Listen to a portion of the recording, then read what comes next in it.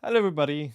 The Starship test program has been galloping ahead in 2023 with the dynamic duo of Booster 7 and Ship 24 starting the official pre-launch test phase at Starbase, Texas.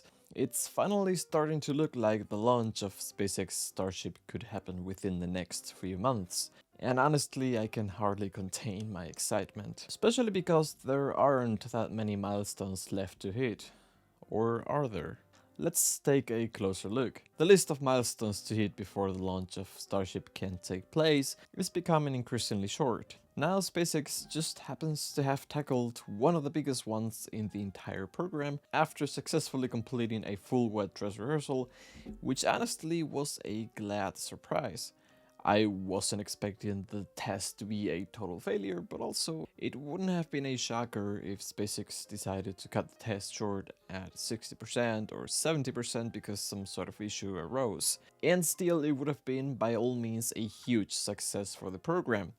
But now SpaceX just sailed through the wet rehearsal as if it were nothing. Now here we are, preparing for a 33 engine static fire, already confirmed by SpaceX and which could happen as early as next week, according to former NASA Director of Human Spaceflight and current SpaceX Vice President of Build and Flight Reliability, Bill Gastenmeier, as reported by Ellie in Space on Twitter. Road closures have also been announced for Tuesday and Wednesday next week, so that definitely is a good sign. If the static fire with 33 engines turns out to be a success as well, it will pass the milestone scepter to the FAA, which will hold the keys to the last big milestone before Starship is allowed to go orbital. However, all this talk about big milestones won't actually matter that much before the smaller steps are also dealt with. These include final checks on Ship 24, which is currently having its pins removed, and by the way was on the brink of giving me a heart attack, as on its way back to the production site, it actually missed its turn and instead went straight to the dreaded rocket garden slash graveyard. It seems to be the case that there is simply not enough room for it at the actual build site, and that's why SpaceX put it there. But for a moment I panicked. Anyway, concerning Ship 24, the lifting points, as I said, are currently being removed, and the next step will be to tile up the holes with thermal protection tiles to try and not burn up so easily on re-entry into Earth's atmosphere. The Ring Watchers on Twitter published a really interesting thread about how SpaceX would go about removing these lifting points and then adding the tiles.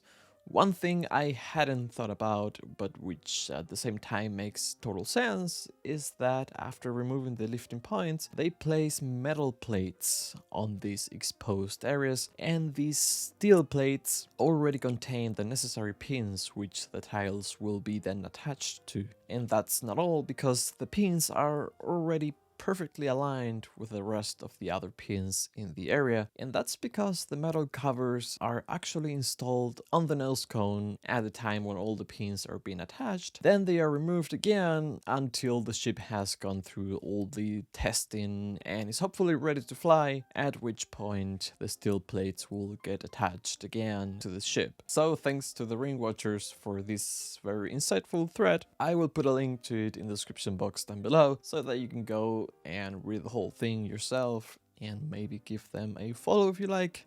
There's also substantial work left to do at the launch site, although it's unclear how much of that will be done before and or after Starship has launched. Concerning any final touches to any piece of hardware that is strictly needed for the launch, be it from Stage 0 or Booster 7, which by the way is getting some engine swaps at the time of writing this script, for those kinds of things it's clear that they will have to get done before the launch. Then there are things like the new water deluge system, or the cladding up of the launch tower with protective panels, which isn't that clear when they will get done or finished. And this leads me to the things that I believe could delay Starship's launch. The main thing I am paying attention to here is how well the massive static fire test will go. There are some minor things that could not work out as intended.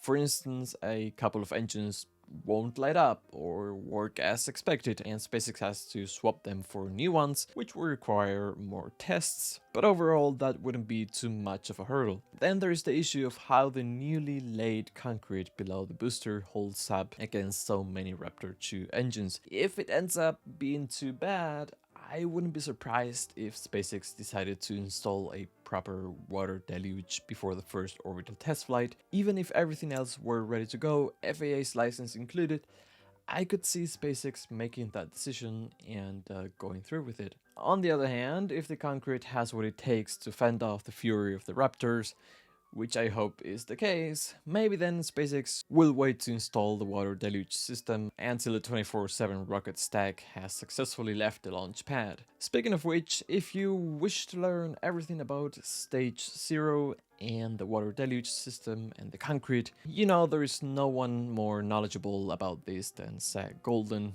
with CSI Starbase. This guy is a gem, and his videos are even shinier. So I recommend you go watch all of his content, you can thank me later. So, will SpaceX really make it to a Starship launch in March? It's definitely looking a lot more real than it was a couple of months ago.